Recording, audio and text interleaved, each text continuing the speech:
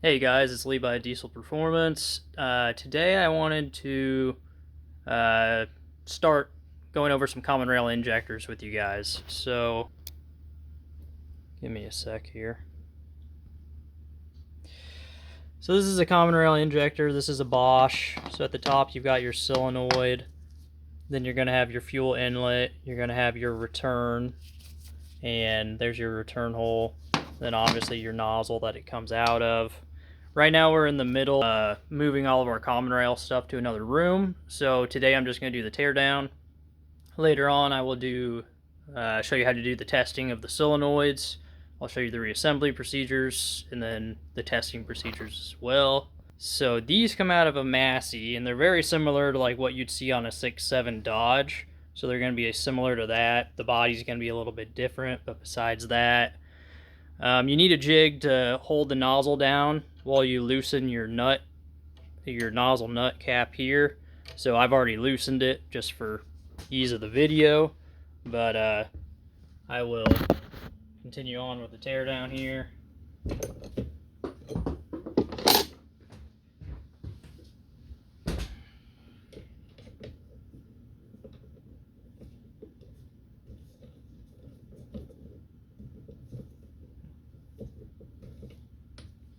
Later. Alright, so we're going to take the nozzle cap loose, and inside's going to be the nozzle, some shims, and some springs.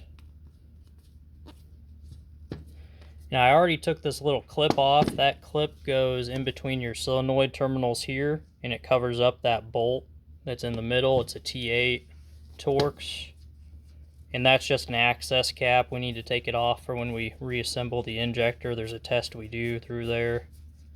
So let's get this off.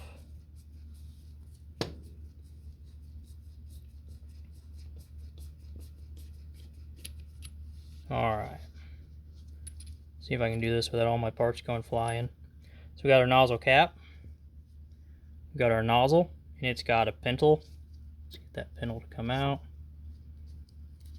So there's the pintle. We have retaining pins.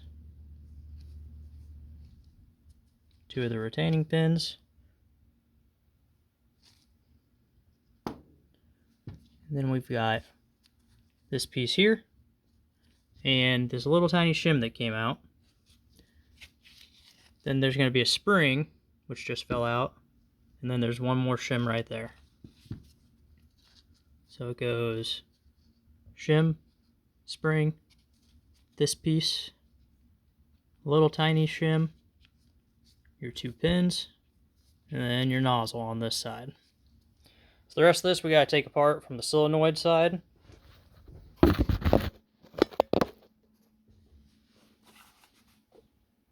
So I already loosened this. What I'm going to do is I'm going to take my T8 Torx and I'm going to take that plug out of the middle, and then a little ball is going to fall out. Let me move this over here so you guys can see.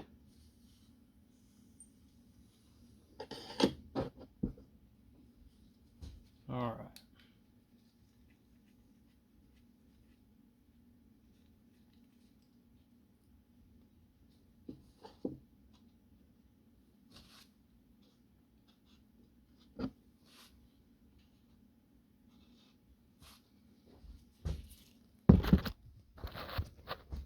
Alright, so there was my plug that came out. I'm just going to tip that over, and there goes the ball, and that's just a sealing ball.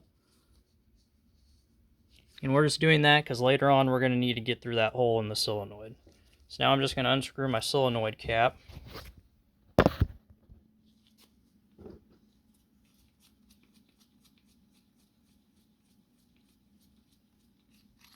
So sometimes the solenoid tries to lift up with the cap, sometimes it stays.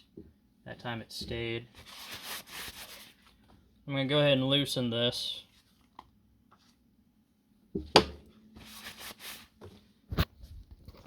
As you can see, that green O-ring was what was kind of holding it in place. And I'm just going to kind of pull this out. And this is somewhat magnetic, so it might hold everything that needs to come out of here, but it might fall too, so we'll see. There we go. I was able to get pretty much all of it. So here's a lower spring. I'm going to put that there. And then this piece on the end. Oh, perfect. So you can just see that little ball right there. That little ball goes down inside that hole in the middle of the injector there. And that is what lifts and closes every time the solenoid turns on. So that little ball right there. So that's a piece we replace every time. We also always replace the nozzle.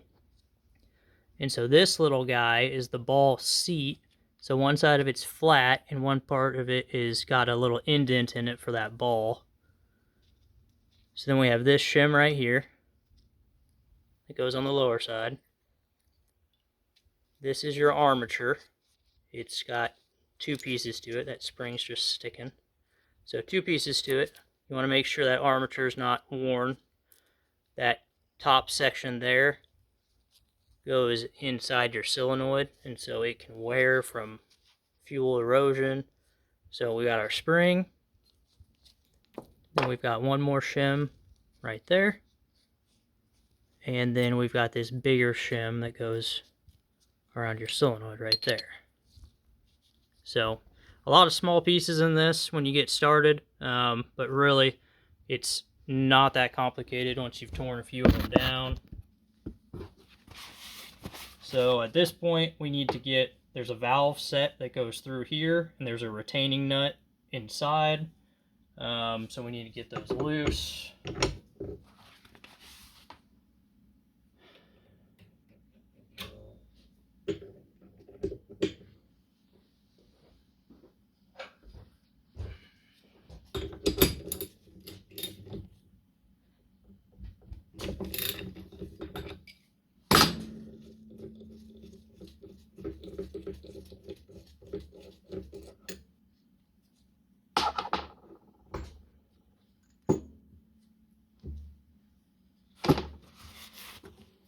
Alright, so that was the piece I just loosened. It's just a retaining nut. And then down inside here, we still have that as our valve set. So to get the valve set out, that in the center right there is part of the valve set. What I do is I just take a small punch.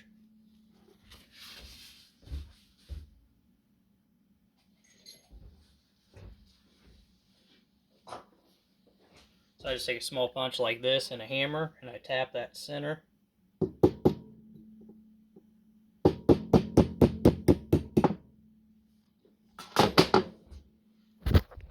Okay, so we're going to tip this over. So there goes the valve set. So this upper section should separate from that lower section, and this is a piece we always replace as well. That's because of the wear where that ball seats right there in the middle of the valve. So we always replace that, and then that is a wear point there where those two move. So always replace. The only thing left is there are seals that go on this upper section of it. Sometimes they come out with the valve set, but sometimes they stick down in there. So I'm going to grab an O-ring pick and work those out of there. Grab a little smaller one.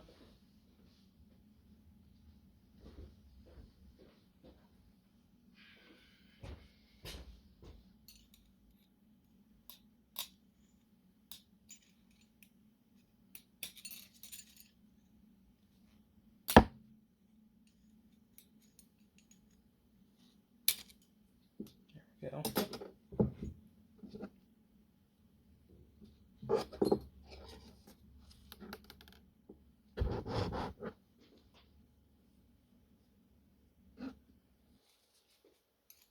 There's two seals, and the first one came out, the second one was stuck in there still. So the two seals are this guy, which is kind of, I don't know what they call it, maybe a fiber ring, plastic ring. And then this lower one, it goes in first. It's a steel washer, and it's smaller than the ring. And there's special tools to insert those. But as far as the injector goes, you know, this one was in pretty good shape. It's fairly clean. But we're going to take all these internals, we're going to put them in a little tea strainer type thing. So I've got it right here. So the big pieces, you know, we'll leave out, but the small pieces that I don't want to fall through my ultrasonic cleaner will go in this little tea strainer. And then we'll just clean it up in here, blow everything off. Right now it's heating up. We heat it up to 50 degrees Celsius, and then we let those parts clean in there for, probably at least 10-15 minutes. If it's dirty, maybe a little longer, but that should be good enough for this one for sure. The reason why I can't show you the solenoid testing, I could do it, but some of my equipment is being moved, like I said, so we're going to ultrasonic clean this. After ultrasonic cleaning, it's got to be completely dry before you start doing the testing on it, or you get some weird measurements. So we will do that in the next video, and then we'll do the reassembly procedure. But you know, like I said, that's on that injector from an AgCo tractor, but it's very similar to like a Dodge 6.7 liter. That's a CRIN. There were 4 generations, I guess. There's CRIN 1, 2, 3, and 4. So CRIN 1 are your early, like, LB7 Duramax, 5.9 Dodge. They were a little different than this. The shim's a little different. Then they went to the CRIN 2 and 3s, which were fairly similar. Main change there is that they made the solenoid and the armature different, and they took a shim out of there. And when they did that, basically there's less moving parts, so they had more control over the solenoid and the actuation of the injector. So that was the change there. But what that did was it made it a little more complicated to rebuild, because the early injectors, you know, each shim, each spring basically controlled one point on the test spec when you reassemble it. But these later ones, each shim affects multiple fuel points, so it can really get tricky if you don't have the right procedure for going back together with them. So that's that, and any questions about the teardown or the cleanup, let me know, but stay tuned, you know, for parts 2 and 3, and we'll do the solenoids after they're dry, and I get my room up, and check back in later. Thanks, appreciate it.